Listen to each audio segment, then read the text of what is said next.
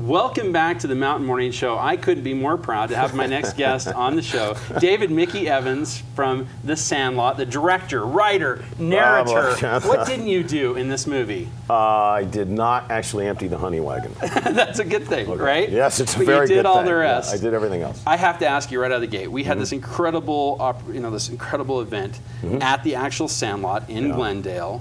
What were your emotions at that event? I should say pre-engagement. Well, indeed, right? Indeed.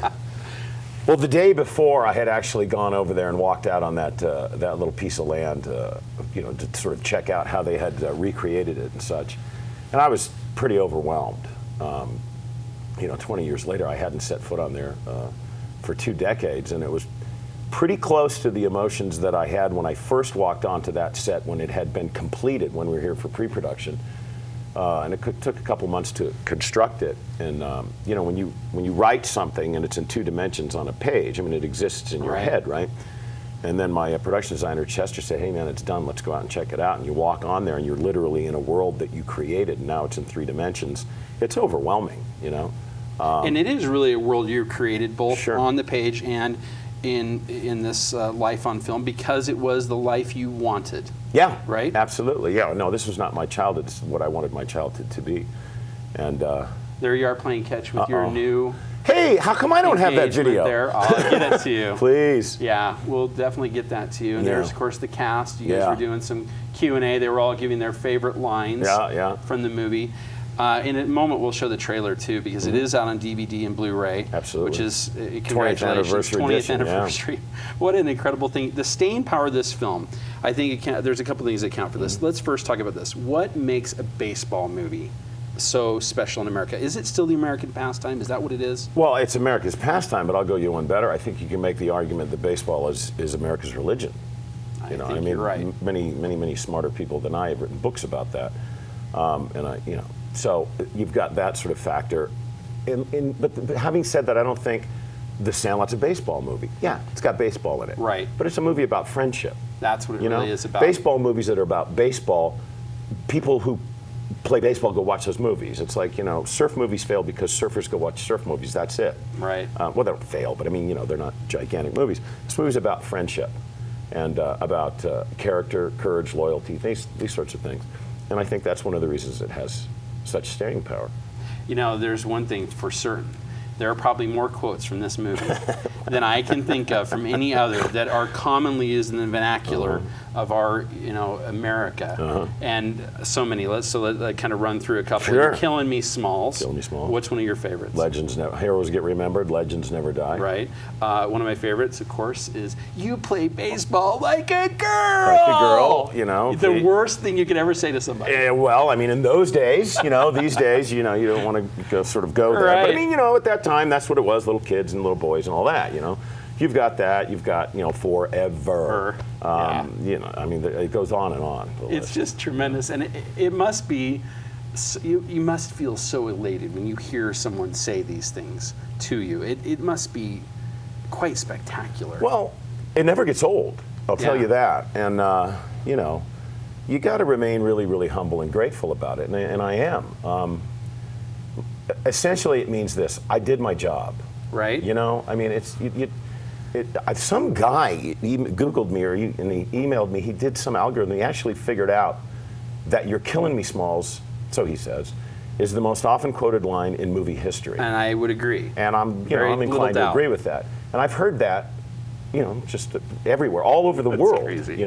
I think maybe Luke, "I'm your father." Maybe it's close, right? But this is right there. Going to give him a deal he can't refuse from The Godfather. Played against him and all but that. It's right there with those. It's right that up there iconic. with those. Yeah, it's pretty special, man. All right, I want to take you back for a moment. I want you to go back to now. Did you pen write this when you wrote it, or were you sitting down at a typewriter? You got to know that first of all. This was word perfect with Sidekick. You remember that? Wow, I do. All right. So you're sitting at the keyboard, then in that case, probably an IBM thing of some sort. It was a Northgate computer. Northgate, all right. What were the first words you typed? Fade in. Really? Exterior, The Sandlot, day. The 9 best buddies that ever lived, and then their names, and a little description of each kid, a paragraph. Where did these names come from? Just made them up. Really? Yeah, just made them Ham, up. you make up Ham and Yeah. Squints. I mean, I mean, some of these, they're pretty obvious things. Squints, Right. his glasses, because he says yeah, and stuff like that. It was simple things that, sort of befit those characters or what I kind of wanted them to be like. When you found these kids, did you know immediately that they were the right one? Was it when you're casting this? We hear this at casting directors. We know when they walk in the door if they've got the job or not. Was it that easy? No. Because of this. Not only did you have to, in this instance, cast each individual character, and I wanted honest, authentic, non-precocious, sort of, if that's a word, unpretentious young guys who were just themselves. I didn't want them to come in and go all De Niro on me. Right. I mean, they can't do that at that age. They just needed to be themselves, and then I would work with that. But just because they were, terrific, and maybe they befit the character, or what I saw in my head or I could work with, didn't mean they'd fit in the ensemble. I mean, there's 9 individual characters, and then there's one large character, and that's the ensemble. So we had to sort of mix and match a lot until we finally got that, that iconic photograph that's on that photo plaque. Yeah. I took that photo on the last day of production, right after we went cut. That's a wrap. Glad you did. Yeah, I took a bunch of them. I used Tony Richmond's Hasselblad. Thanks, Tony. You just look at them, and every one of them has got their own little characteristic attitude in there. Yeah. And they all work together. It all fits. And that photograph says everything about that ensemble. It really does. I see Squints in that picture. I still see Squints laughing as he's walking over to jump in the deep end. His grin. That little moment. That was it. Yeah. It's just tremendous. And there's the photo right there. That's it. Yeah. There it is. My goodness. Now I have to ask you, as you started to introduce these characters and you started to get to know them, did they become them to you? Yes. Yes, they did. Yeah, without question. Well, that was about the first week, and the guy who really knocked it out of the park, sort of first. Well, Benny was Benny. I mean, Mike was Benny. He was it. Yeah. Yeah. He was. It's like 100%. the reason we don't see him now. He's off playing baseball somewhere, isn't he? Yeah. He's actually an LA County fireman. If There you must you go. know. Yeah. But Ham was the guy. He was just this big, brash, sort of like the Sandlot general. And nobody was gonna. Yeah. Mess with the Sandlot. So, yeah, they all became that. Now, when you think about, as you mentioned, this was obviously you rewriting the tale of your childhood, and I think that's kind of an interesting thing when we really consider this. I've heard this from, I think it was actually from another movie called Radio Flyer, where I believe Tom Hanks, as the narrator, says that the story is the writer's truth. Right. And so as you started to write this, which character are you? Are you one of them specifically? No, not really. I think what you're referring to is history is all in the mind of the teller. Yes. I mean, that's where we keep that stuff, right? We're all just memories. And that's, as a writer, you are your past, you are you are your life experiences. That's what it is. And what you choose to do with it is your art.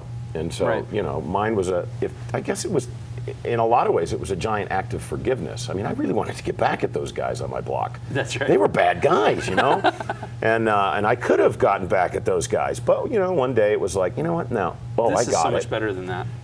This is a movie, It's a bunch of friends. They're not guys who beat each other up. They're buddies, and they're little, neighborhood legends, at least in their own minds. And one of them's way better than the other ones. And one guy's a new guy, and there's this ball that's worth $3 million that goes over the fence, and they got to get it back. Boom, there's a movie. Wow. So, and then in the writing of it, it was like I sort of just forgave all those guys. I don't know what happened to them. That must be an And awesome I don't care. thing. Oh, it was awesome. It was cathartic and great. The last thing we have a moment for, Sure. the location. What made you gravitate here? The movie is written to take place in the northeastern San Fernando Valley in 1962. LA is a bit of a desert ringed by purple mountains. So there you It go. was impossible to shoot there at that time on the budget we had. This is the only other place in the world that looks like that. All right. We got one last question Yes, for you. sir. What's your favorite ball team? Dodgers, dude. Dodgers. I All bleed right. Dodger blue. Okay, I went to 2 games when I was a kid. I bleed Dodger blue. And you know what? Best favorite player? Well, Roberto Clemente, no question. Excellent. Yeah. All right. I'm Carl Yastrzemski in the Red Sox. That's But great. I feel you too. Right. And I am so Dude, proud thank you to have so got to much meet for you. having us. Means a lot to me. I'm really happy to have you here. All right. So The Sandlot is available on Blu-ray, 20th anniversary edition. Go out and get it. Yep. We'll be back here to close out the show in just a couple minutes on the Mountain Morning Show on Park City Television.